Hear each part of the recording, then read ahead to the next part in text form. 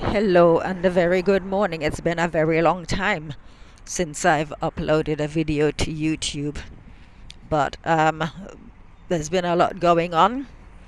Not like in a terrible way, but I think um, I didn't have anything that I hadn't said before to say, except I guess I took the month of January off to just eat and sleep. So I was on a low calorie, no exercise program for January. And then in February, I incorporated exercise. But just to say that just by doing the low calorie diet and sleeping, because you don't need energy when you're sleeping. So I think I was on 500 to 600 calories a day, but I'm not recommending that to anybody.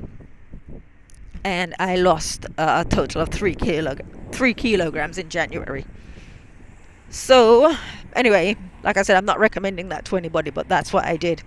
And then I incorporated exercise in February, and now we're in March, and I'm at the point where I only need to do minimal exercise, because the whole point of the diet and the weight loss was so that I don't need to spend so much time exercising. So now I'm literally just doing 20 minutes in the pool, and that's mostly resistance work, flexibility work, just to make sure all my joints and ligaments and all my muscles are in perfect working order. So really I'm just doing what I need to do for maintaining what I've got. So basically I am where I want to be. And because there is so much going on in my life, as I said, it made sense for practical purposes anyway, just to cut size so that I don't have to spend so much time exercising to stay in shape. But that's not what I'm here to talk about. Right, so I'm just gonna, I need to log this anyway, but currently what's going on in my life. 2 years ago, and I do believe I perhaps made videos about that, the roof was leaking, and I reported it. Also the landlord reported it. That was 2 years ago.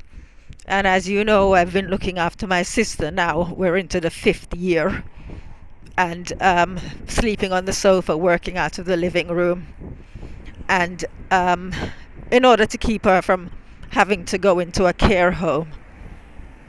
So where do I begin? All right, so we got to the point. They didn't repair the roof.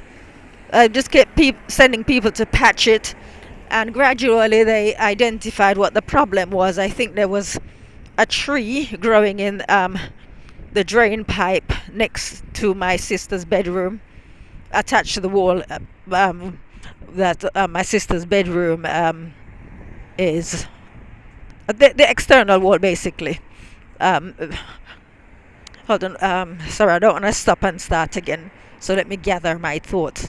All right. So it's a drain pipe on the external wall adjacent to my sister's bedroom that was leaking. No, that had the tree in it, and it was causing the leak. I'm not a roofer, so I don't know the technical terms. Anyways, the upshot is the roof needs to come down, and my sister needs to move out of the bedroom. Now the landlord asked me if me and my sister would be all right in the living room during the time when they're going to spend taking the roof down. Actually, in fact, at that point I don't think I knew that the roof needed to come down, but the ceiling rather. But anyway, he asked me if we'd be okay in the living room, and obviously not, because my sister's disabled. So then I needed to find somewhere for her to go. This was what the builders called me, because I thought maybe she could just stay in the room. So that, because like I said, I didn't know the ceiling was going to come down. So I thought she could stay in the room rather, and when the workmen finish at night, she could just go back in there and sleep. But I was told the roof by the builders, the roof needs to come down, and for health and safety, because they're going to be doing plastering, she can't be in there. So then that created me with a problem, gave me a problem, because I needed to find somewhere for her to go. So long story short, I asked one person who subsequently blocked me, if because she used to say to me, if you ever need to go anywhere, if you ever need help with your sister, whatever, let me know. So I let her know, and then she started squabbling about money. She wanted the going rate. So basically, whatever it for my sister to go and live with her for the 2 weeks that they say it would take, she wanted the going rate, whatever that is. But I figured, if I ask for less, if I ask the housing management company for less than the going rate, they're likely to pay it. But she didn't want that, so at this time she owed me money, by the way. She owed me £300 of 600 that I loaned her. So I sent her a message and asked her back for it, and she gave it to me 2 days later, and she transferred it, but then said that 1 second, thank you. But then yeah, so I asked her to give it back because I've got bills to pay, etc. Because I thought, a supposed friend would understand that I'm in my hour of need. I've helped her many times, that she could do me a favor, but then it came down to the money. So I was disgusted with her, and just asked her for the money, but she blocked me before I could block her. So you could say the rubbish took itself out. Anyway, jumping forward, there was only one solution left. My sister needed to live with a carer, because the ones who come 3 times a day wouldn't be able to travel to her wherever she was relocated, because they've got to stay within the area, because they have other clients to see, and they don't get paid much. They don't get paid for traveling. So anyway, I decided that I would ask one of the carers if she could take her in. But the thing is, this carer lives in temporary accommodation. She's a refugee. But it's one of those things where you don't have anybody else who can help or who's willing to help. And this one person was willing. So I'm jumping forward now. And when it came to who's going to pay her, obviously it shouldn't be me, because my sister wouldn't have needed to be relocated had they repaired the roof at the time I reported it. So the woman at the housing management company, a black woman, and the thing to know is that black women in positions of power don't necessarily like other black women. So she relayed back to somebody from the insurance company, who then told me that they're not going to pay. So there was a back and forth, and there was a standoff, because and in fact I was told by the insurance company and by the builders not to move my sister until they pay, because they didn't think it was fair that I should have to pay. So jumping forward now, there was a standoff, because obviously I'm not moving my sister. They've got our furniture in storage, and it's been in storage since the 13th of January. Today's the 4th of April. And gosh, I'm rambling. All right, so basically last Friday, I don't remember what the date of last Friday was, possibly the 28th, I'm not sure, but of March. But anyway, they relented and decided they would reimburse me. And straight away, the landlord, who was on my side, jumped ship, because obviously, in fact, what I said to the builders and the insurance company was, under no circumstances are you to make the landlord feel like he needs to put his hand in his pocket, because I don't want him to take umbrage and evict us. Right? So they were mindful of that. So anyway, so when it was made apparent that they were willing to reimburse me or us or whoever's going to put the money up for the carer. He sent me an email to say there's no reason why we can't proceed. Obviously, because it's not his money, so he's putting pressure on me. But then they want receipts from the carer, and I'm saying I can't get her to write receipts because she's a refugee living in. Well, actually, at the time I didn't know this. I didn't know she was in temporary accommodation. But nevertheless, she's the only person who's willing to help me. And so they were making it difficult asking for receipts. And I was advised not to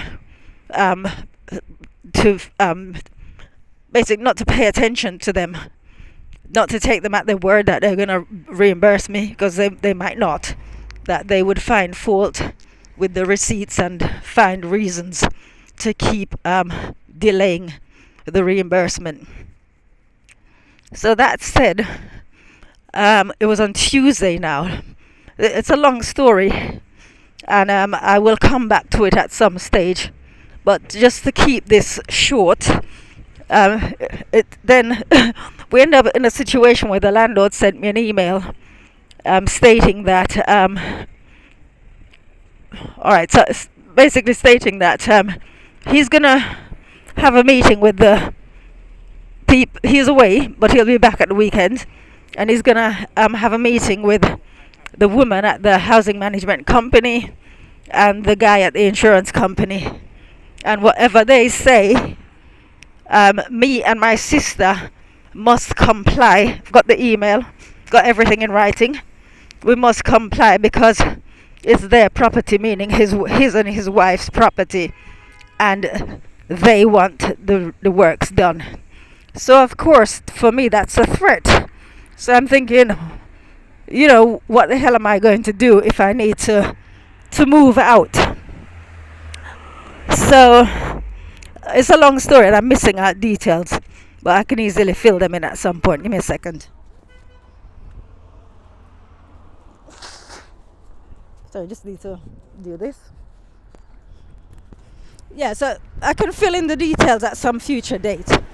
But so that email kind of suggested to me that at some stage he's going to ask us to move out. Because how can he ask a disabled woman to comply?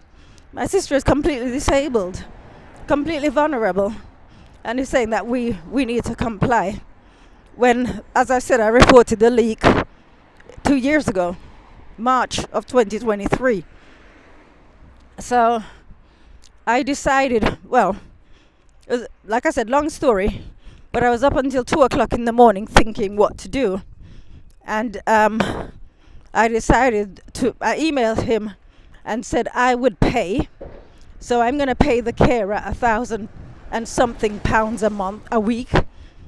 That's only £150 a day for her to have my sister, which is pittance. £150 a day for her to have my sister every day, 24 hours a day, for as long as it takes to do the works. And obviously she needs to do her personal care, everything. So, like I said, £150 a day is very reasonable. And if it needs to be paid, it needs to be paid. So anyway, I said I will do that. So I emailed him and told him I would do that and cover the fees, the cost of transporting her to the carer and back. And not a word. He's not mentioned anything in response to me saying I'm going to pay. In addition to me saying I'm going to pay, well, actually, let me just sort of address back from that. Right, so I've offered to pay because if someone threatens you that you have to comply with whatever they've decided and you have no clue what they're going to decide, and you have a vulnerable sister in tow. Like, my sister is completely disabled, and this man, the landlord, is telling me in an email, I've got it in writing, that whatever they decide, we will have to comply, and because it's their property and they want the works done. If that's not a threat, I don't know what it is. So anyway, that's what I'm dealing with right now. So I'm gonna pay the carer, but I saw her yesterday and she's agreed that I can just pay her £100 here and there until the payment is complete, and that's it. Right. So I mean, I'm not going to go into anything else at this point. There's a lot more to this, but I'm going to come back to it. But this is just for your consideration. Landlord, knowing my sister's status, threatening that we need to comply because the ceiling that needs to come down, nothing to do with us. My sister would not need to vacate the room had they dealt with it in the first place. So so this is just me reporting in with that, but I will be giving updates as we go, because the upshot is I gave him the option of her moving out at the weekend and the builder starting the work on Monday, but he wrote back and said that he's away, so he can't deal with that, and the builders probably won't be able to start on Monday. And I'm thinking to myself, but you said you wanted the work done, and your attitude was like you want it done yesterday, and now you're backtracking, kind of. So that'll be interesting. Yeah, but that's what I'm dealing with, and just to summarize, that's why because I've got so many things going on in my life. A lot of it very negative, a lot of pressure.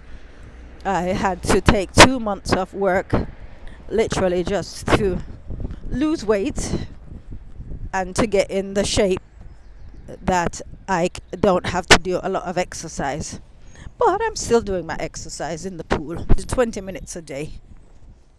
Okay, so I'm back at the flat. So have a nice day. Look after yourselves. Bye-bye.